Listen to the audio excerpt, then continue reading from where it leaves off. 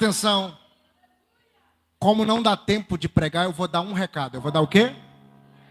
Eu vou dar o quê? Cantares, capítulo 1, versículo 2. Achou?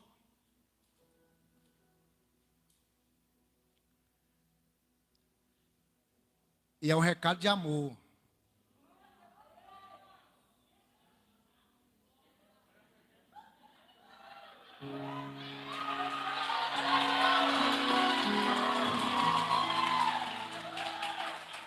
Quer ver? Quer ver como é o recado de amor? Quer ver? Beije-me ele com os beijos de sua boca. Está aí no texto. Porque melhor é o seu amor do que o vinho. Para cheirar, presta atenção. Para cheirar, são bons os teus perfumes. Como unguento derramado é o teu nome. Por isso as virgens te amam. Por isso o quê? No original aqui é assim, ó. Por isso as virgens querem tomar você de mim. Pode fechar a Bíblia. É um recado só, não é uma mensagem, é um recado. O texto que você acabou de ler trata-se de uma declaração apaixonada de uma mulher para um homem. O nome da mulher é Sunamita. Qual o nome dela? O nome do homem é Salomão. Qual o nome dele? Sulamita está apaixonada por Salomão, que também está apaixonado por ela. E a declaração aqui é uma declaração enciumada. Você já vai entender por que ela está com ciúme de Salomão. Ela está com ciúme dele porque ela quis ele sem saber quem era ele. Se você nunca teve a curiosidade de ler a história paralela de Sunamita com Salomão, depois você lê. Sunamita, ela era uma plebeia, ela era como se fosse uma escrava. É bem provável que ela havia sido tirada do Egito. A paixão de Salomão por ela, quando ele se apaixonou por ela, foi considerada uma paixão proibida. Salomão chegou a dizer um dia que a cor da pele dela era diferente da cor da pele do povo do seu reino. Salomão chegou a dizer que ela era preta como carvão. E quando ela conheceu Salomão, ela disse para Salomão: não olhe por eu ser morena, é que eu trabalho no sol. Salomão se apaixonou por ela de cara. A Bíblia vai dizer que essa mulher era bela. Lá no livro de 1 Reis, capítulo 10, vai dizer que ela era linda, que ela era maravilhosa, que todos os homens babavam por ela, mas ela era pura. Como é que Salomão conheceu ela, apóstolo? Preste atenção que é 10 minutos para te contar uma história de amor e tu vai dar muito glória. Porque eu vou falar da sua história. Você conhece bem, eu podia gastar aqui pelo menos uns 30 minutos só falando de quem era Salomão e do que ele tinha. Salomão era muito rico, maior rei em prosperidade que já pisou na face da terra. Salomão era muito grande. Salomão era muito poderoso. Salomão, esses dias eu estava vendo uma pesquisa que, se fosse colocar em dinheiro de hoje, o dinheiro de Salomão era como quase o PIB do mundo hoje. Salomão tinha 32 trilhões. Salomão, ele era tão rico que ele chegou a pavimentar as ruas da cidade com ouro. Imagina, ao invés de asfalto em Teresina, ouro. Você nunca se perguntou por que Jerusalém foi queimada tantas vezes? Jerusalém foi queimada mais de 11 vezes. Por quê, pastor? Porque todo rei que invadia Jerusalém queimava a cidade, a fim de tentar derreter um pouco do ouro que havia nas ruas da cidade, que havia nos monumentos da cidade, para tentar trazer um pouco da riqueza que tinha ali. Salomão foi um homem próspero, um homem rico, um homem que fez alianças com todos os reinos da sua época. Quando você vê na Bíblia, tem gente que pensa que Salomão era um tarado, porque ele tinha 1000 mulheres, só esposas eram 700, só concubina eram 300. Tem gente que pensa que ele era um veterano sexual. Não. Esses casamentos, a maioria dessas mulheres, Salomão nem conheceu. Eram casamentos políticos. Eram casamentos de parceria, onde ele se casava para que ele pudesse ter paz com outro reino. Ficarem bem, não haver briga, haver prosperidade. Salomão foi aquele que descobriu o caminho de Ofir, pelo meio do mar, por onde os navios passavam e se quebravam. Salomão conseguiu fazer parceria com Agur, e ele conseguiu juntar os dois reinos, para pegar 70.000 homens, para uma vez por ano, ir a Ofir, e trazer de lá toneladas de ouro, inclusive para construir o templo. Salomão se achava tanto, se sentia tão realizado no seu reino, que um dia diz a história que ele quis saber da sua reputação no meio do seu povo. A história diz que Salomão chegou para seus conselheiros e disse a eles: o que o meu povo pensa do meu reinado? Agora, redobre a sua atenção. Toda unanimidade é burra, já dizia o sábio filósofo. Por melhor que seja a administração de alguém, vai ter crítica. Alguém pode ser top, pode ser maravilhoso no que faz, vai ter alguém que não gosta. Eu posso pregar aqui, virar a Bíblia do avesso, dar um show de Bíblia aqui, e alguém sair dizendo: o apóstolo prega muito, e outro vai dizer: para mim não pregou foi nada. Alguém vai gostar da cantora Eliciane, alguém vai dizer: não gostei não.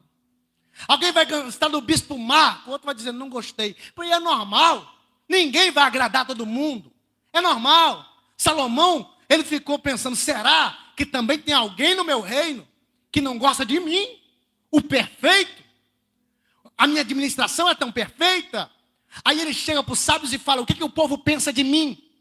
Aí eles olham para Salomão e estão com medo de falar uma coisa que Salomão não vai gostar, porque certamente eles sabiam que tinha gente que aplaudia e tinha gente que odiava. Aí eles disseram assim: Salomão, eu tenho um conselho para você. Melhor do que a gente te falar o que nós pensamos sobre o teu reinado, é você sair no meio da rua e perguntar para o teu povo o que eles pensam do teu reinado. Eles vão olhar nos teus olhos e vão te falar. Salomão olhou e falou: mas eu não sou besta. Eu sei que se eu sair pelas ruas de Jerusalém, perguntando para o povo o que eles pensam de mim, todos vão falar o que eu quero ouvir. Todos vão dizer que eu sou maravilhoso e eu quero ouvir a verdade. E eles não vão ter coragem de falar a verdade, porque uma besteira falada perto de um rei pode custar a cabeça de alguém. Aí eles disseram para Salomão: Salomão, só tem um jeito do povo te falar a verdade, nua e crua, sem ter medo de você. Salomão disse: qual é o jeito? Aí eles disseram: se eles não souberem que tu é tu, se eles não souberem que você é você. Salomão disse: mas todo mundo me conhece? Eles disseram: não, o povo só te conhece debaixo dessa coroa, o povo só te conhece debaixo dessa roupa real, o povo só te conhece do seu cavalo e nas suas 1000 éguas brancas que você trouxe do Egito e cuida com tanto carinho. O povo só te conhece com a tua armadura, o povo só te conhece com a tua escolta. Mas se você se disfarçar de um cidadão comum, sair no meio da rua, ninguém sabe quem é você. E eles vão falar para você o que pensam de Salomão, sem saberem que estão falando com o próprio Salomão. Salomão disse: uau, Gabriel, boa essa palavra, gostei disso. Eu vou então. A história diz que Salomão sai da cidade Ele tira a sua coroa, ele tira a sua roupa real, ele tira toda a sua glória e se veste de um simples pastorzinho de ovelha. Pega um cajado na mão, algumas poucas ovelhas, e lá vai Salomão, entrando na sua própria cidade, a cidade de seu pai, a cidade de Davi. Lá vai Salomão entrando, e ninguém sabe quem é aquele pastor que está vindo. Eu imagino Salomão entrando, estando parado na porta da cidade, o sentinela batendo no peito dele, dizendo: alto lá, viajante, tu vai para onde? E ele dizendo: eu estou entrando aqui, eu vim aqui porque fiquei sabendo que até a rainha de Sabá veio aqui para contemplar tanta glória que esse Salomão tem, e eu vim contemplar de perto. Eu imagino o sentinela dizendo: então prepara o seu coração para fortes emoções, você vai conhecer o maior rei da história. E ele dizendo: tudo bem, deixa eu entrar. Imagina comigo, caminha comigo junto com Salomão pelas ruas da cidade. Imagina Salomão indo na feira, comer um pastel, tomar um caldo de cana, tomar uma Coca-Cola. Lá vai Salomão andando pelas ruas da cidade e perguntando para um e para outro: e aí, o que vocês estão achando do atual governo, desse rei que está aí? E alguém dizendo: para mim ele é perfeito. O outro dizia: não, para mim ele é bom nisso, mas é ruim naquilo. O outro dizendo: para mim ele é bom nisso aqui, mas o pai dele era melhor nisso aqui. O outro dizendo: rapaz, eu tenho saudade de Davi, Davi era muito melhor. E o outro dizendo: não, eu ainda lembro de Saul, Saul era mais alto, era mais belo. Não, eu gosto mais de Saul. O outro dizendo: não, para mim Salomão é bom nisso, mas é ruim naquilo. E ele passa o dia inteiro ouvindo opiniões acerca do seu reino. A história diz que ele se diverte aquele dia. Ele sai para fora da cidade, exatamente no crepúsculo da tarde. Ele para à margem de um poço que está no deserto, onde os pastores paravam para dar água para as ovelhas. E ele está sendo enxergado como alguém comum. Ele nunca tinha sido enxergado assim. Nasceu em berço de ouro, assumiu o reino com 12 anos de idade. A história diz que ele levanta os olhos para o meio do deserto e ele vê um lagar. Ele vê o quê? Ele vê o quê? Ele vê apóstolo, que é lagar. Lagar é um lugar onde se pisa uvas. Lagar é um lugar onde se fazia o vinho. Lagar era um lugar onde se fabricava a especiaria que ia para a mesa do rei. Aí ele olha de longe e fala: olha que legal, eu sempre bebi vinho, mas nunca vi como é feito. Eu nunca vim perto para ver. E ele vai encostando. A história diz que Salomão chega como um simples pastorzinho de ovelha. Nenhuma mulher dá bola para ele. Ele percebe que tem mulheres virgens. Ele sabe que é virgem porque as roupas delas são brancas e elas estão pisando uva. E ele está olhando e dizendo: uau, que mulheres maravilhosas, fazendo um serviço maravilhoso. Vou tentar conversar com elas. Quando ele tenta conversar com elas, a história diz que nenhuma delas dá bola para ele. Ninguém olha aí para o pastorzinho de ovelha. Alguém olha e fala: ô rapaz, se enxerga, a gente está tentando trabalhar e você vem para cá atrapalhar. Mas a história diz que teve uma só, tímida, tentou se esconder, tirou o olhar, mas se apaixonou por ele à primeira vista. Ela bateu os olhos nele e disse: ô meu senhor camponês, perdoe a insolência das minhas amigas, eu posso te ajudar, o que é que o senhor deseja? Ele olha para ela, bate o olho nela, morena, queimada pelo sol, e se apaixona por ela na hora. Ele disse assim: ele escreveu tantas declarações, porque, irmão, a história diz que Salomão escreveu mais de 1000 cânticos, e o livro de Cantares é simplesmente o cântico dos cânticos. Ele olha para ela e começa a cortejá-la, começa a paquerá-la. Ele olha para ela e começa a dizer: o que vocês estão fazendo aqui? Ela disse: olha meu senhor pastor de ovelha, desculpe, eu não posso te dar muita abertura, porque eu sou uma moça de família, eu sou virgem, e eu estou aguardando o meu prometido, eu estou aguardando o meu noivo. Ela disse: é? O seu noivo? E quem é o seu noivo? Ela disse: olha, pode parecer loucura, tem gente que nem acredita, mas eu acredito que um dia ele pode aparecer por aqui. Meu sonho é um dia conhecer Salomão. Meu sonho é um dia poder apresentar para Salomão de perto o vinho que eu faço para ele. Ele disse: é mesmo? Ela disse: sim. Por isso que eu não posso conversar muito com você, embora eu gostei muito de você.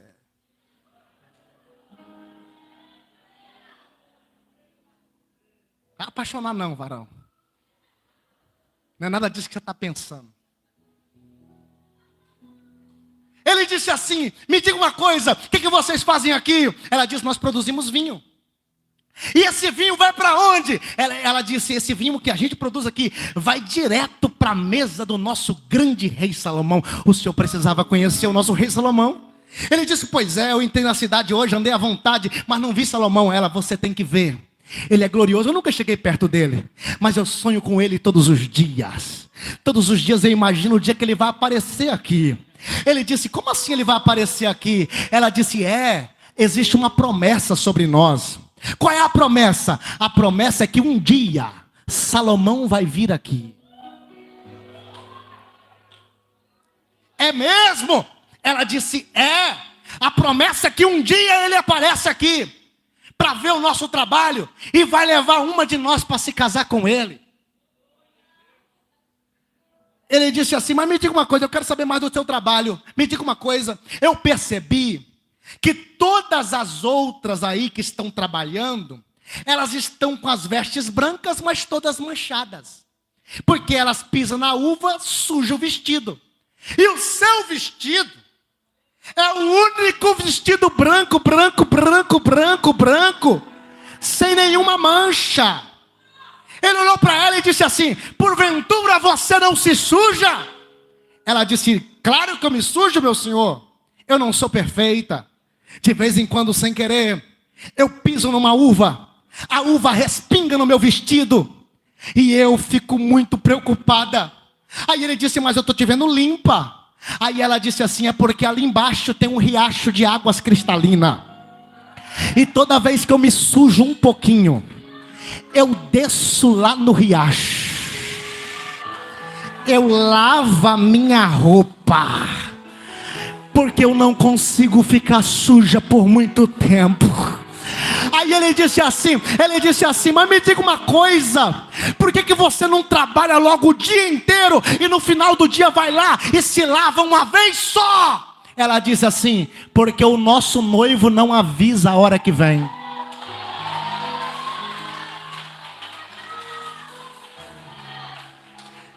Ele pode aparecer a qualquer momento. Ele pode chegar a qualquer hora. Estou sentindo ele aqui.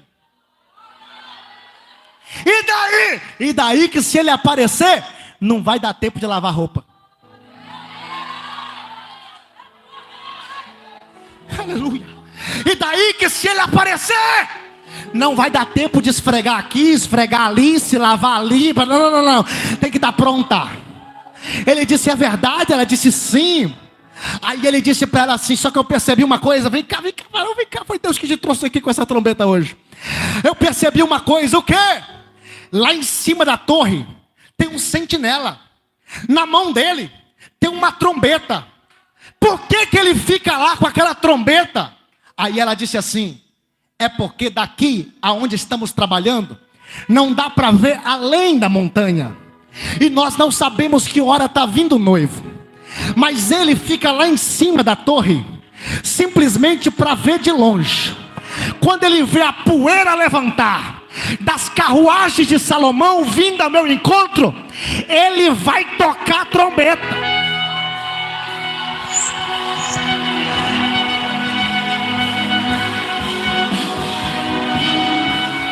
E quando nós ouvimos o toque da trombeta, é porque ele chegou!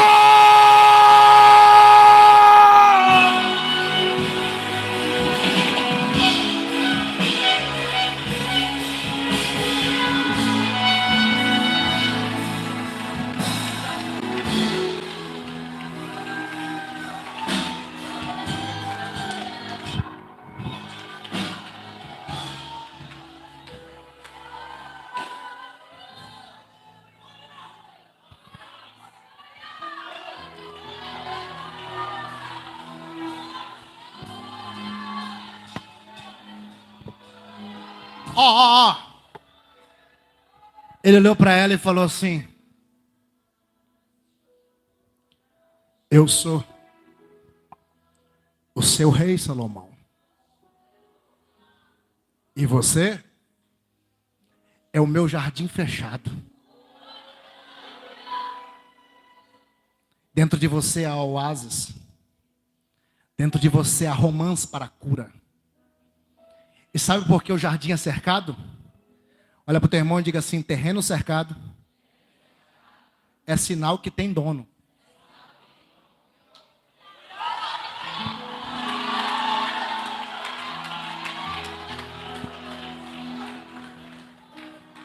Olha para quem está perto de você e diga assim: eu não sou sozinho nessa vida não.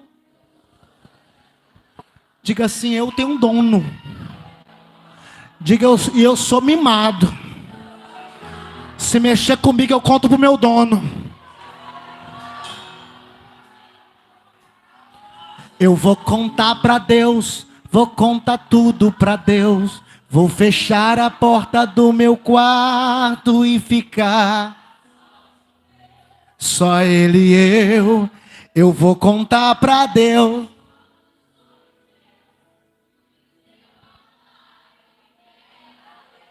E a partir de hoje,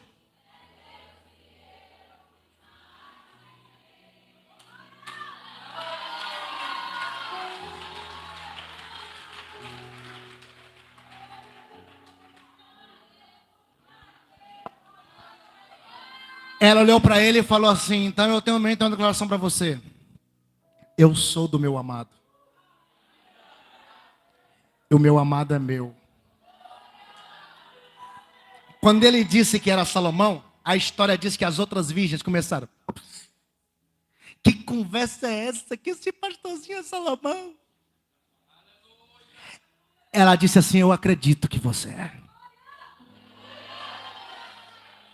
As suas, da sua cor de pele, não acreditou. Mas eu que fui tirada lá do Egito, tenho uma cor de pele diferente. Eu sei que você veio para as suas, mas os seus não te mereceram.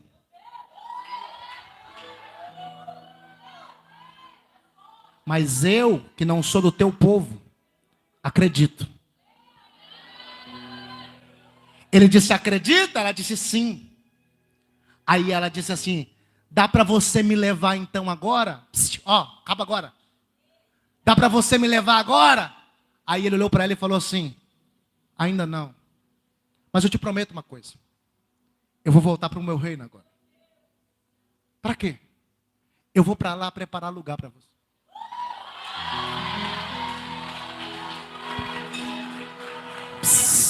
E quando eu for e preparar lugar, então eu virei outra vez e te levarei para mim mesmo, para que onde eu estou você possa estar também. Escuta, escuta, escuta, escuta, escuta. As outras deram risadas. Aí ele olhou e falou assim: elas estão rindo porque pensam que eu vou voltar do jeito que eu vim. Mas a minha segunda vinda vai ser diferente. Na segunda vinda eu não venho mais como pastorzinho de ovelha.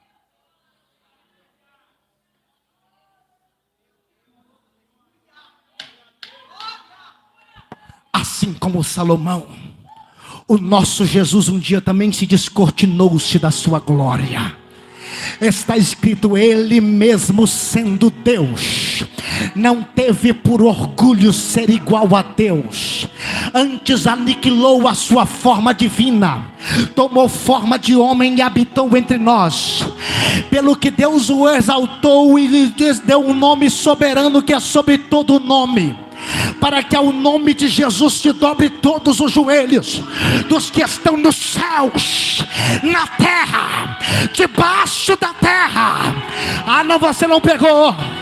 Um dia alguém disse para mim assim: pastor, se Jesus vir nessa terra, vão matar ele pior do que na primeira vez, porque na primeira vinda só tinha espada, só tinha lança e escudo, e olha o que fizeram com Jesus.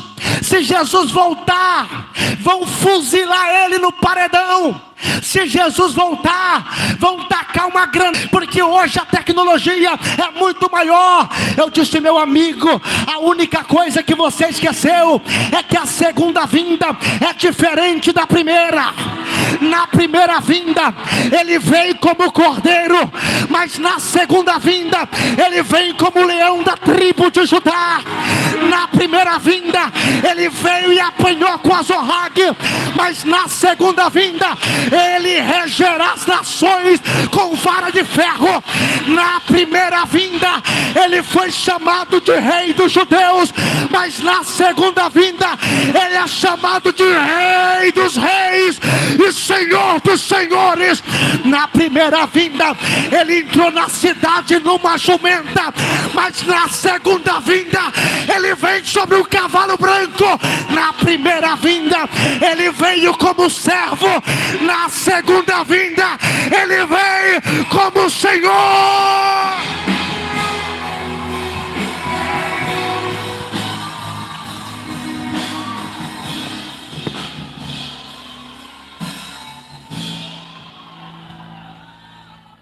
Quando eu falo isso, irmão, olha para cá. Olha para cá, pastor Elton vai pregar agora. Quando eu falo isso, tem dois tipos de pessoas que ouvem essa mensagem. Meu mano, tem dois tipos de crente que ouve a mensagem do arrebatamento, pastora. Tem um tipo de crente que quando ouve essa mensagem, faz até o sinal da cruz. Quando eu falo, Jesus está voltando. Ai, Maria, deixa não, Jesus. Volta agora não, meu pai. Por favor.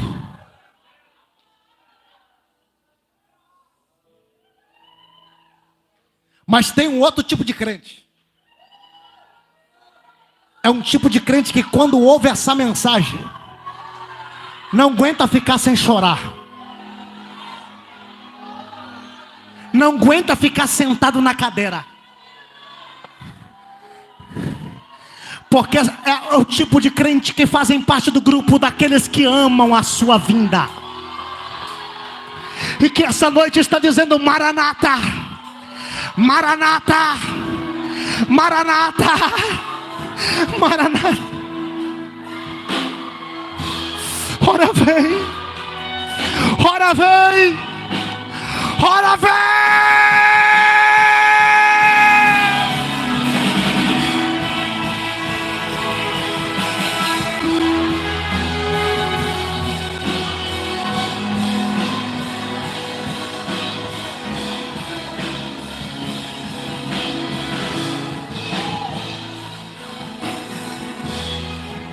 Olha para mim. Eu poderia gastar horas falando de sinais do fim dos tempos. Eu poderia gastar horas aqui falando de pandemia, de terremoto, de maremoto, de furo na camada de ozônio, falando de guerra, nação contra nação, reino contra reino, pai contra filho. Eu poderia gastar horas aqui.